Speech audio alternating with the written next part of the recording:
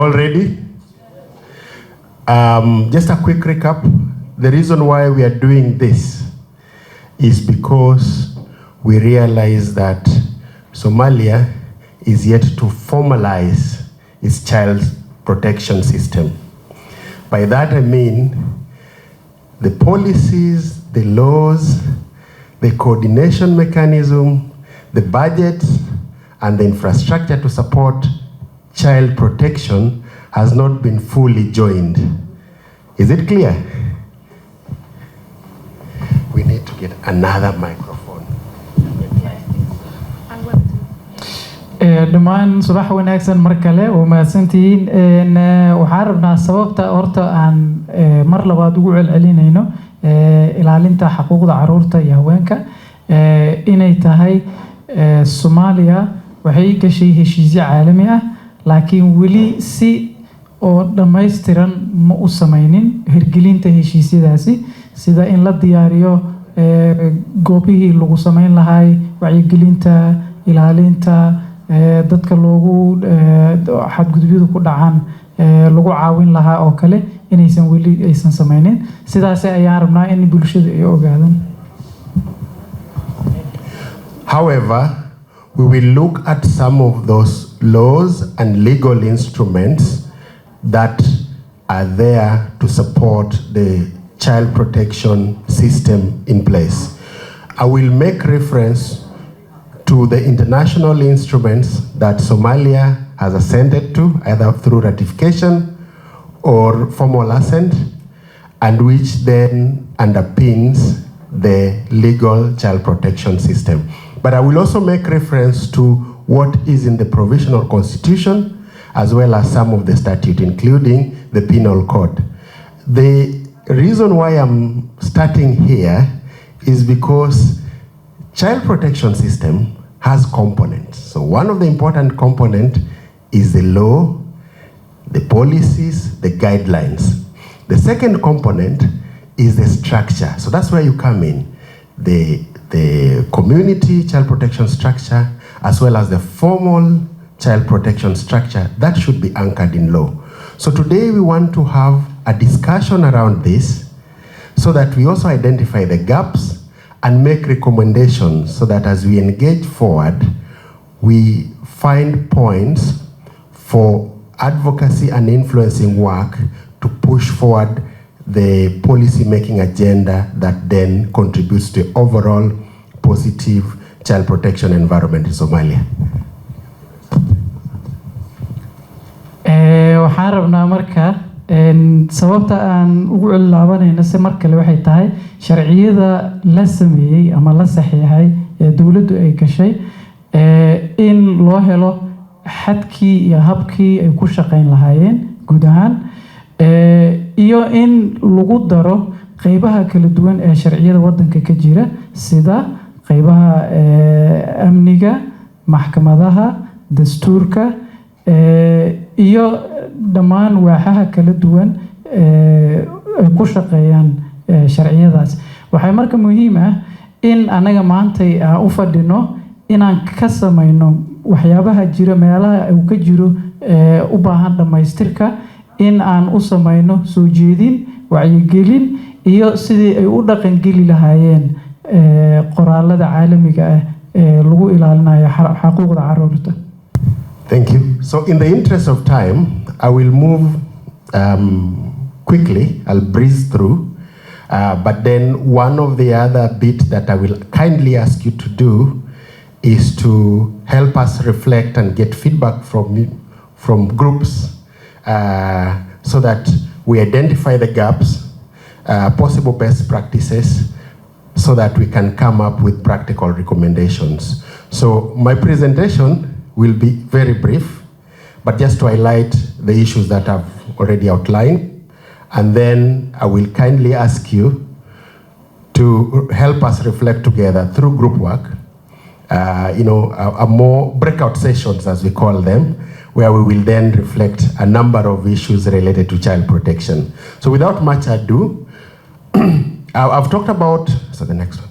I've talked about the components of child protection.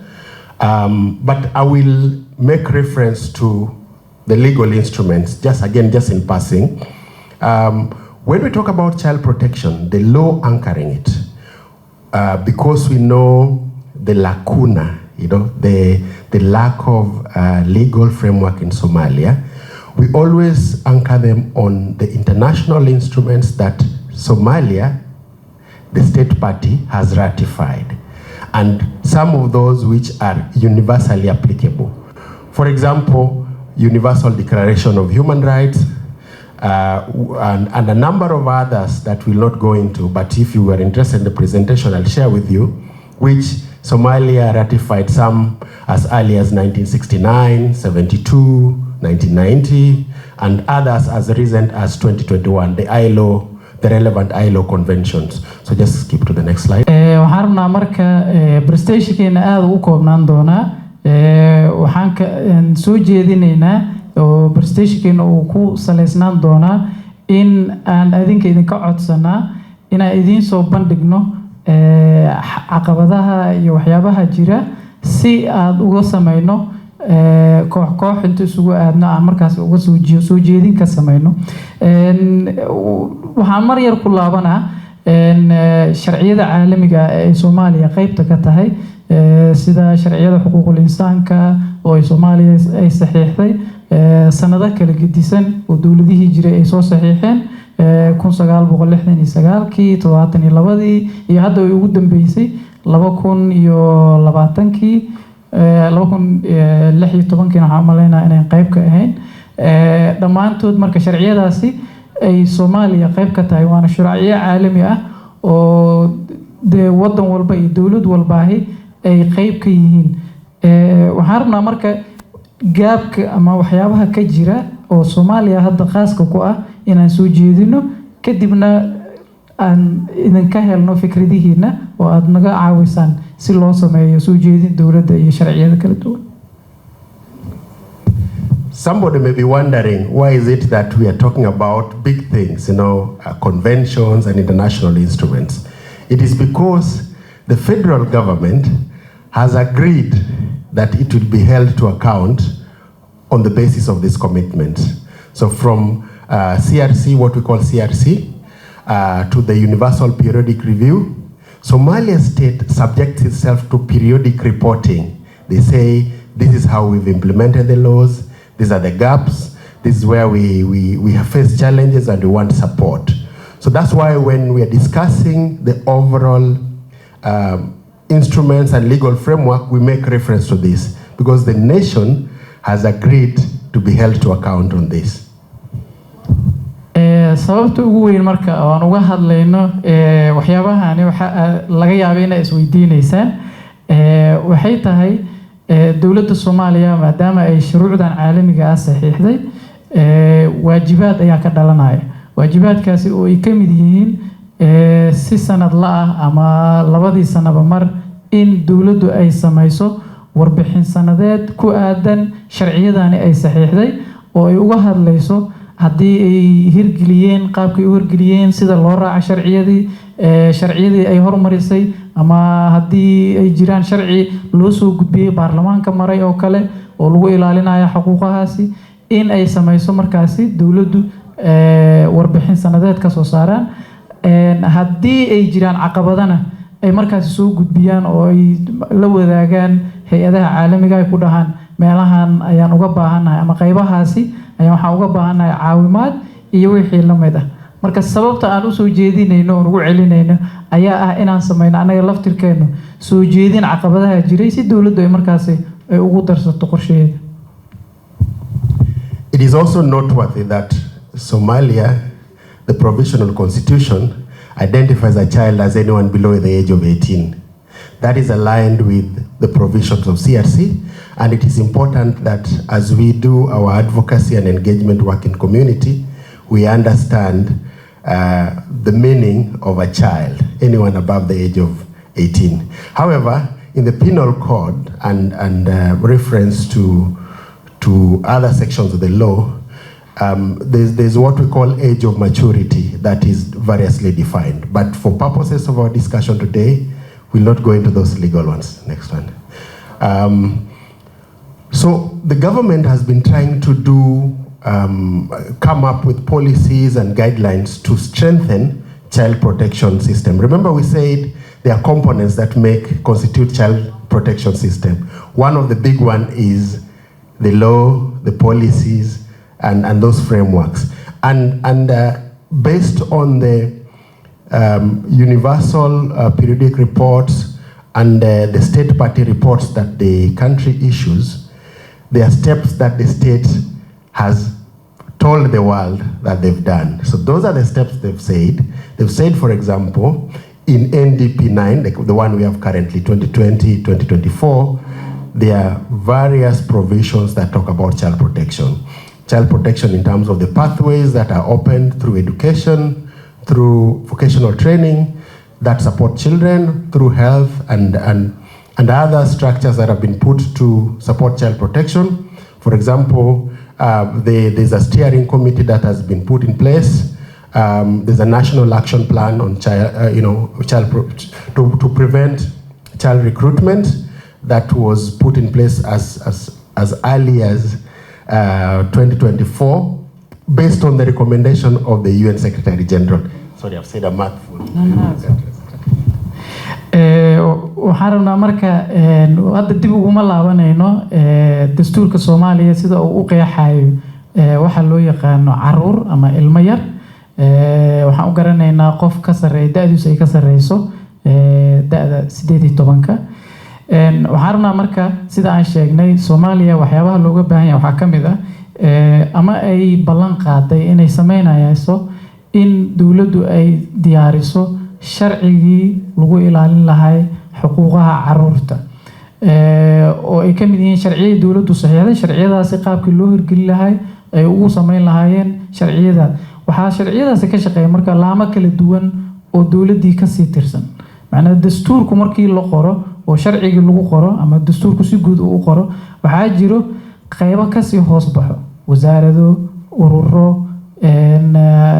sharciyo hoosaad ka sii hoos baxa oo ama hoos tagayo wasaaradaha ama ciidamada booliska maxkamadaha iyo wixii la mid ah sharciyadaasi dhamaantood marka dawladdu waxay u baahan tahay inay hormariso oo ay ku darsato reportkeeda qorshayaasha dawladda marka oo laba ajendaha ama ay rabto inay gaarto 2024 ay ka mid yihiin anaga marka waxaan rabnaa intee marxaladee laga jooga maxaase ka hortaagan inaan ka hadalno sharciyadaas waxaa ka mid ah si kooban ka hortaga askareynta caruurta oo kale inaysan dhicin dilka ama xadgudubka kale ee loo geysto caruurta shaqaaleysiinta ama in caruur lagu shaqeysto oo kale iyo wixii la mid ah dhammaantood waa sharciyo caalami ah dawladda Soomaaliyana ay qayb ka tahay oo ay saxiixday inay ka hortagayso marka kuwaas ayaa rabnaa inaan isla eegno maanta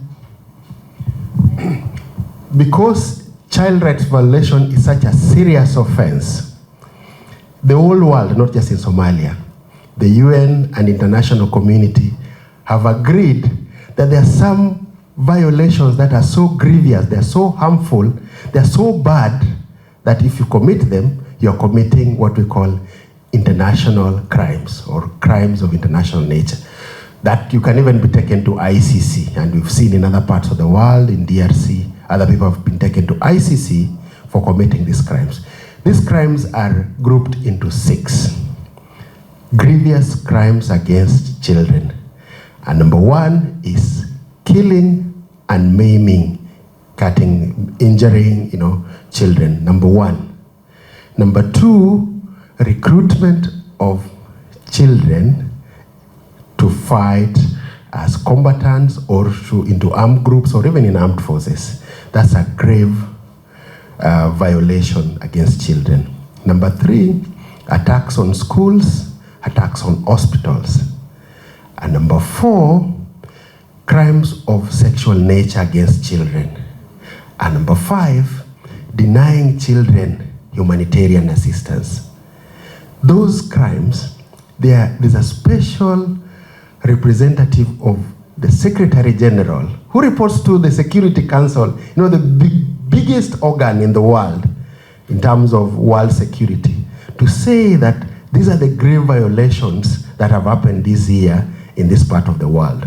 And for example, there's a report, you can look at it in your free time, that talks about the grave violations committed last year in Somalia. The report was released last month. And it's worrying because all those areas are still mentioned. So as practitioners, as people who are involved in child protection, we need to think about that. The grave rights violations are still happening against children in Somalia, and we are called upon to do more to support.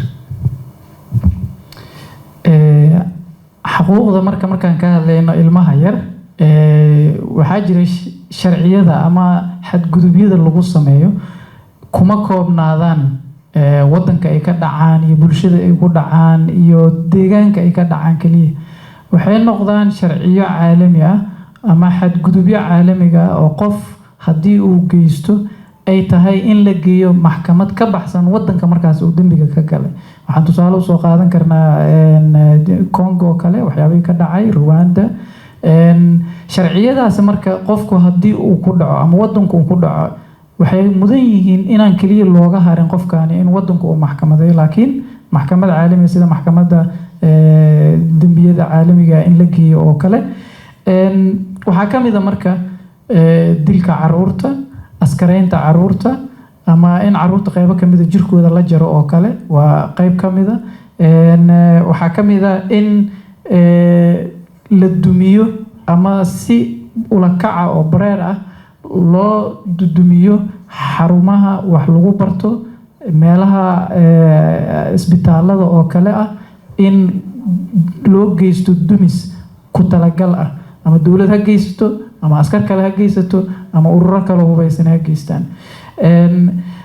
In lagu sameeyo xadgudub galmo caruurta oo kale qof caruura in la kufsado waxay ka mid tahay waxyaabaha dambiyada caalamiga caruurta laga galo iyo guud ahaan in urur gooni ah ama dawlad gooni ah ama qof gooni ah cid ay rabto ha ahaatee inuu sameeyo waxyaabo ay ka mid tahay inaan la caawin karin ama aan la caawin karin dumarka iyo caruurta oo kale oo u diidaan inay gaaraan caawimaadda caalamiga ah. Dhammaantood lixdaas ugu waaweyn waxaana hadda aan u soo jeedinaynaa mar kale waa reportkii uu gudbiyey ama laga gudbiyey Soomaaliya sanadkan bishii aan soo dhaafnay. Waxaa ka mid ahayd in ay ka dhaceen dambiyada noocaasi oo kale aan kor ku xusnay inay dhaceen Soomaaliya ay ka dhaceen.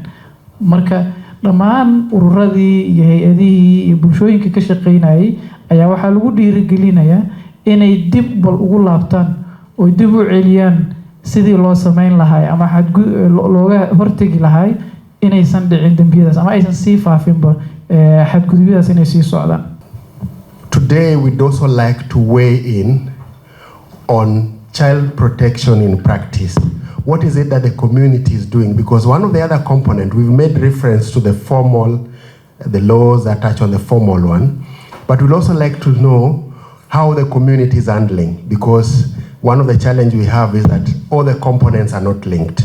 So in other areas, there's very strong child protection network within the community, including child protection committees that links us with the child protection area of responsibility and links up with the clusters, child protection cluster. But in other areas, those systems are not very well developed.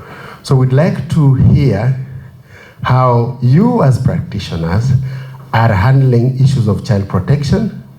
We would want to be